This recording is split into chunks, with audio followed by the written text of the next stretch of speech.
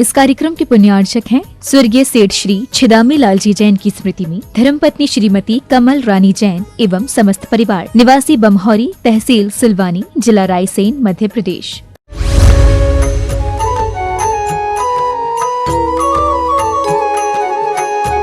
प्रश्नोत्तर रत्न मालिका में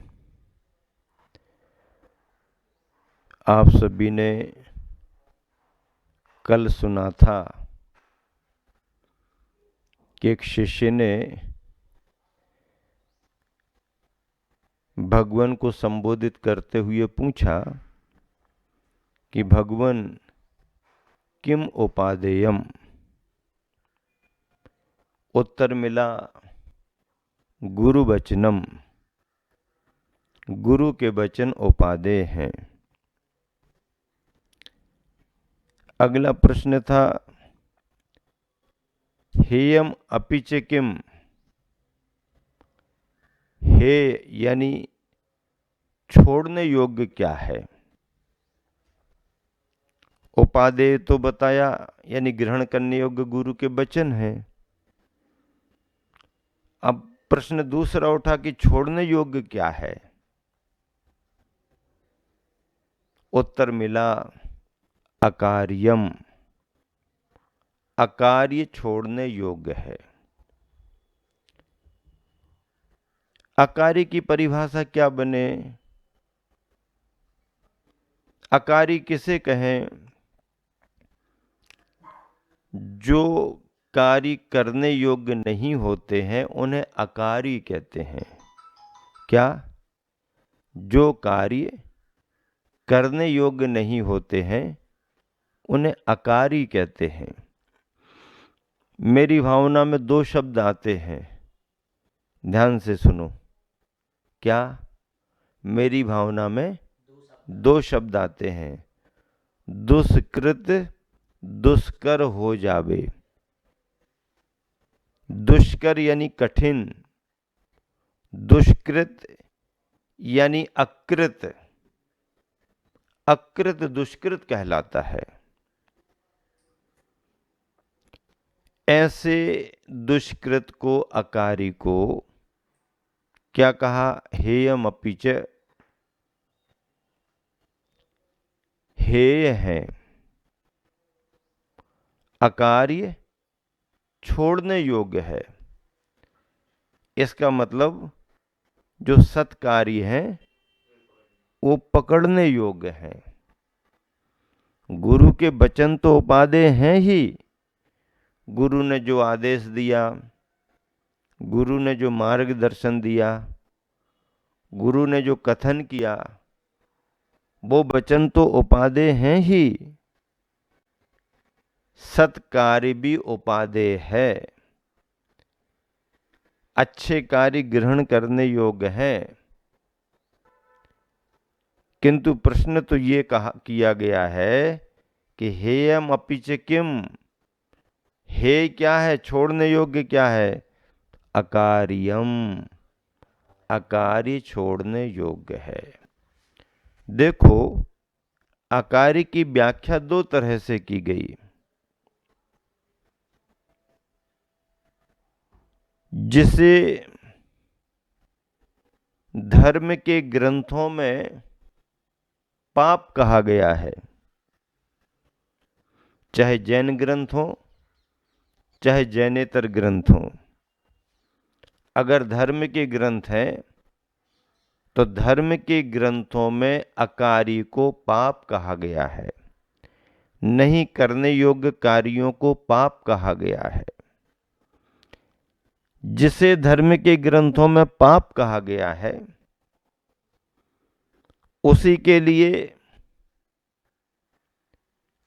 हमारे देश के संविधान में अपराध कहा गया है। क्या कहा गया है। अपराध कहा गया है। हिंसा अपराध है। झूठ बोलना अपराध है। चोरी करना अपराध है। कुशील करना अपराध है। और परिग्रह को अत्यधिक जोड़ करके रखना भी अपराध है। सरकार इन पांचों पर नियंत्रण लगाती है। देखो भैया, आप अपने घर में झाड़ू बुहारू लगाते हो तो वो तुम्हारे घर का दोष है, तुम जानो, हम तुमसे कुछ नहीं कहेंगे। तुम घर में अपने बच्चे को समझाने, डांटने डपटने में थोड़ी सी मारपीट भी कर रहे तो तुम्हारा घरू मामला है। अगर बच्चा शिकायत करने के लिए नहीं है तो वो तुम्हारा घर का काम है।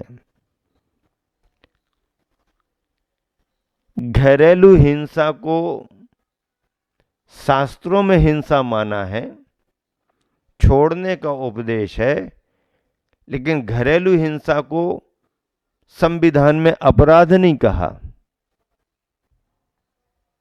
अगर घर से बाहर निकल करके तुमने किसी दूसरे को, पशु को, पक्षी को, राष्ट्रीय पक्षी को, राष्ट्रीय पशु को, पड़ोसी को, इसको उसको तुमने गुस्से में आके मार दिया तो तुम्हारा अपराध हो गया। इसकी क्या मिलेगी? सजा मिलेगी। कानून तुम्हारे को सजा देगा। तुम अपने घर में झूठ बोलते हो,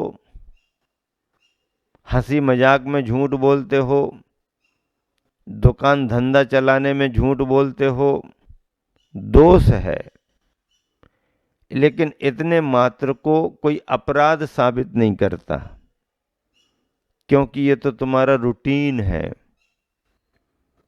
किंतु अगर वही बोला गया झूठ तुम्हारा राष्ट्र के लिए घातक हो जाए, धर्म के लिए घातक हो जाए, समाज के लिए घातक हो जाए, दूसरे का परिवार उजड़ जाए, और ऐसा बोला गया झूठ और उसका अगर पर्दाफाश हो गया तो आपका वह झूठ अपराध बन गया। चोरी आप अपने छोटे मोटे रूप में वो दोष है, लेकिन डाके डालने लगो, लूटपाट करने लगो, स्मगलिंग करने लगो, अपराध हो गया। आप संयम धारण नहीं कर पा रहे, पारिवारिक व्यवस्था स्वीकार कर ली, विवाह कर लिया, आपको धर्म के ग्रंथ प्रेरणा देंगे कि संयम का पालन करो, लेकिन नहीं भी कर पा रहे तो कानून तुम्हें सजा नहीं देगा। लेकिन अगर उसी असंयम का उपयोग तुमने बाहर जाकर के किया, उसी असंयम में तुम बहुत ज़्यादा संलग्न हो गए और किसी ने एफआईआर करा दी, शिकायत कर दी, तो वही असंयम तुम्हारे लिए वहां पर अपराध हो गया। परिग्रह थोड़ा रखो, सीमित रखो, बिल्कुल भी मत रखो, धर्म के ग्रंथ कहते हैं। लेकिन अगर आप यह सब जानते हुए भी नहीं मान रहे तो परिग्रह संबंधी पाप का दोष तो लगेगा, लेकिन अपराध साबित कोई नहीं कर पाएगा। पर वही परिग्रह तुम्हारा अपराध कब बन जाएगा?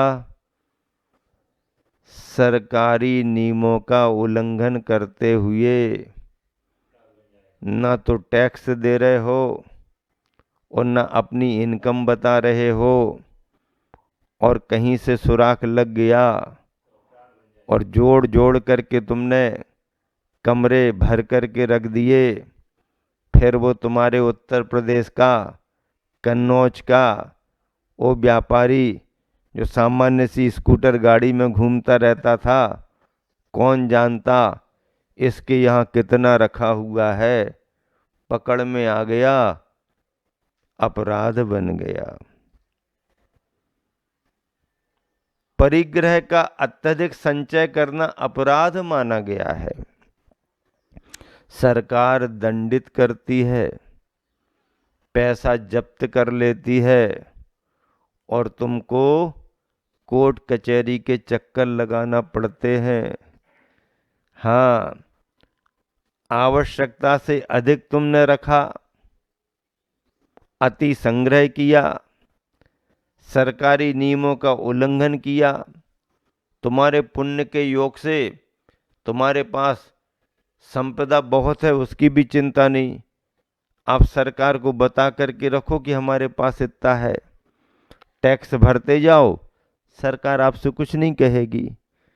और धंधा पानी खूब चल रहा है, कच्ची पर्चियों पर पूरा व्यापार चल रहा है, पक्की बनाना नहीं है, और अब जीएसटी और लग गया। अरे भैया परेशानी हो रही। काहे की परेशानी? काहे की जीएसटी? जो तुम कमा रहे हो उसी पर तो है। नहीं नहीं, अभी तक तो कुछ दिया नहीं, अभी तक तो बिना ही दिए धंधा करते रहे ना, आदत वही पड़ी है। इसलिए लगाओ जीएसटी, तुम कमा रहे हो, जमा करते जाओ। पांचों पापों के लिए धर्म के ग्रंथों में त्याग करने की प्रेरणा दी गई है,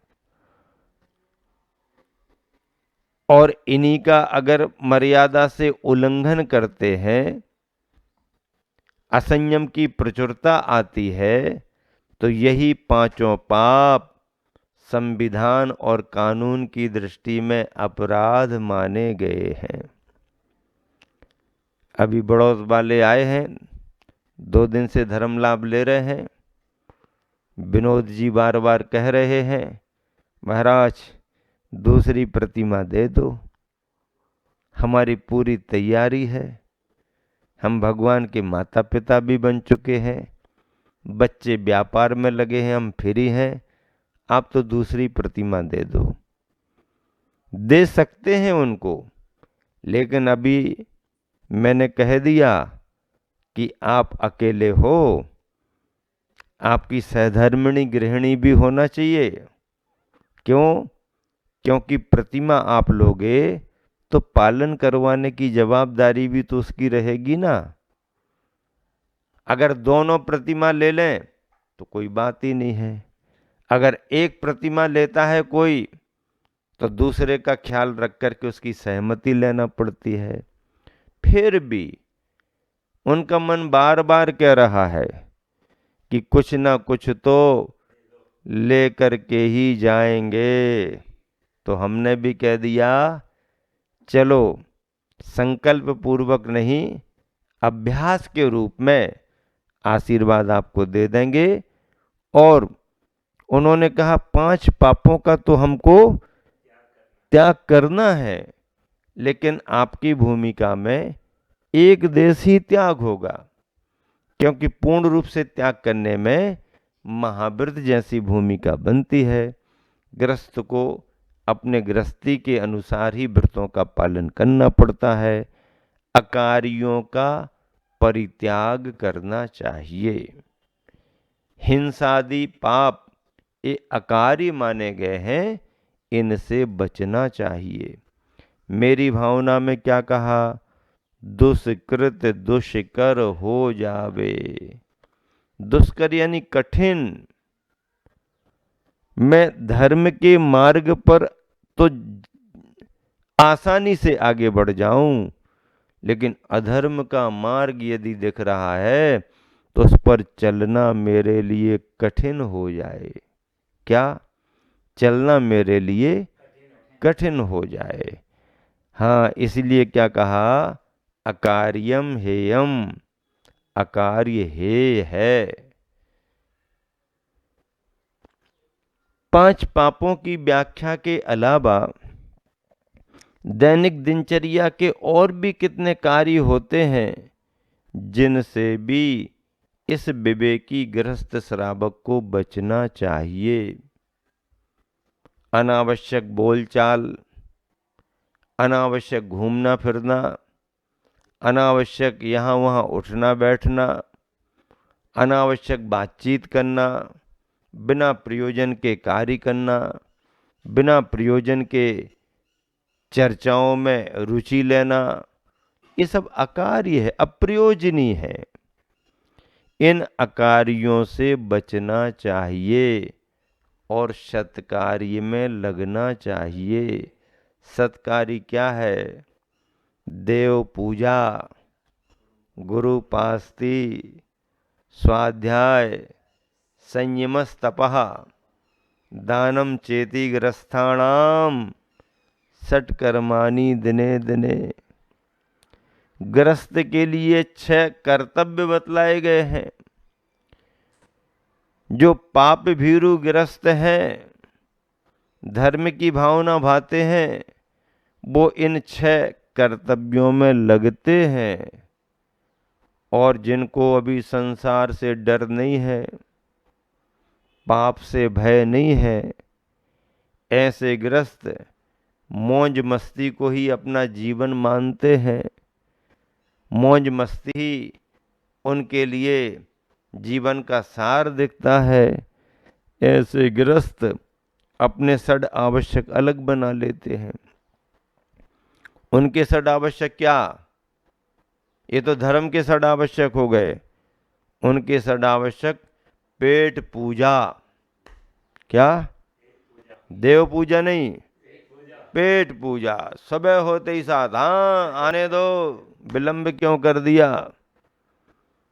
अभी तक चाय नहीं बनाई तुमने, नाश्ता बिस्तर पर ही दे जाओ। उठते ही साथ पेट पूजा। और नंबर 2, धनोपास्ति, धन की उपासना। खोलो जल्दी दुकान। क्या मंदिर से जाने के बाद 10 बजे खोलें, 11 बजे खोलें, कितने सारे ग्राहक निकल जाएंगे। खोलो, 6 बजे खोल लो, 7 बजे खोल लो। खोलो, लगाओ झाड़ू। नौकर नहीं आया, खुद अपने हाथ से झाड़ू लगाओ। नौकर आता है टाइम पर और मालिक बन करके बैठ जाता है। और ये मालिक जाता है, पहले नौकर बन करके झाड़ू बहारू करता है। ये सामान जमाएगा, वो सामान जमाएगा, ये चिंता करेगा, वो चिंता करेगा। और नौकर अपनी ड्यूटी करके समय देख करके, सेठ जी समय हो गया, हम जा रहे हैं। और सेठ जी नौकर बने, बाद में समेट रहे हैं अपना सब सामान। ये यहाँ रखो, वो वहाँ रखो। नौकर मालिक बन करके काम कर रहा और मालिक नौकर बन करके काम कर रहा। पेट पूजा, धनोपास्ति, सिगरेट बूट पालिसम। सिगरेट रोज होना, बूट पालिसम, जूते पर पालिश बढ़िया फिट फाट। फिर सिनेमा, चाय, पानम च षट्कर्माणि दिने दिने। क्या बात है! कलयुग के षड आवश्यक कलयुग के हो गए। असंयमी ग्रस्त, हाँ, संसार में जो आ सकते हैं। पेट पूजा, धनोपास्ति, सिगरेट बूट पालिशम, सिनेमा, चाय, पानम च षट्कर्माणि दिने दिने। रोज रोज होना। ऐसे संसार के षड आवश्यकों में लगे रहने वाला व्यक्ति अकार्य में संलग्न है। उसको सत्कार्य की पहचान नहीं है। बंधुओं, छोड़ने योग्य क्या है? अकार्य। इसका मतलब है ग्रहण करने योग्य क्या है? सत्कार्य। गुरु के वचन और सत्कार्य उपादेय हैं।